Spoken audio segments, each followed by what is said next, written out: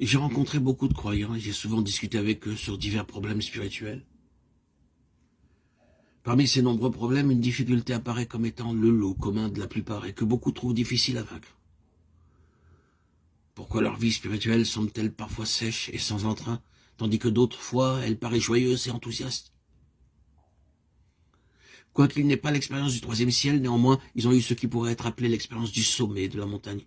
Ils se demandent comment pourraient-ils vaincre les périodes sèches et se maintenir dans une position inspirée et continuellement joyeuse.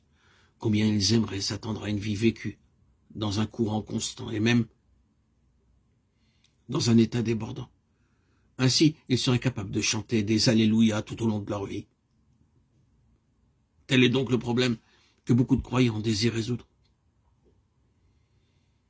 C'est ce genre de vie qui vacille entre sécheresse et joie que les chrétiens appellent d'ordinaire une vie ondulante ou une existence spirituelle ascendante et descendante.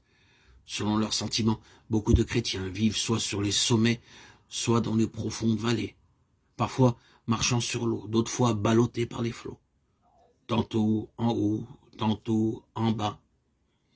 Presque tous les chrétiens sont conscients que leur vie est envahie de haut et de bas subis.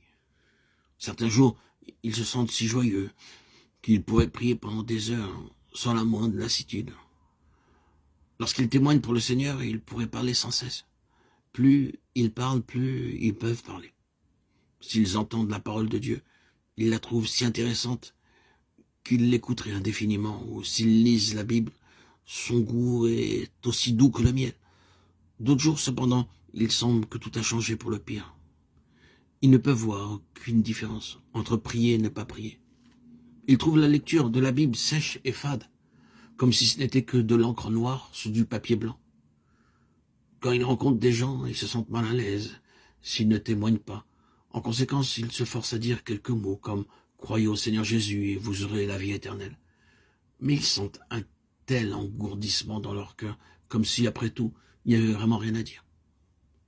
Durant cette période aride, tout est fait par contrainte. Ils n'éprouvent aucune joie à s'approcher de Dieu. Et pourtant, ils savent qu'ils doivent venir à lui. Il en résulte qu'ils se forcent pour s'approcher du Seigneur. Ce genre de vie chrétienne paraît trouver son équivalent dans le domaine naturel. S'il y a un sommet de montagne, il doit y avoir aussi une profonde vallée. Après les vagues en furie, il y aura une surface calme. Habitués à ces expériences, beaucoup de chrétiens concluent qu'il est impossible aux croyants de vaincre cette existence vaillante et d'arriver à un état spirituel tranquille et confiant. Ces chrétiens croient que nous sommes destinés à ces expériences ascendantes et descendantes durant toute notre vie.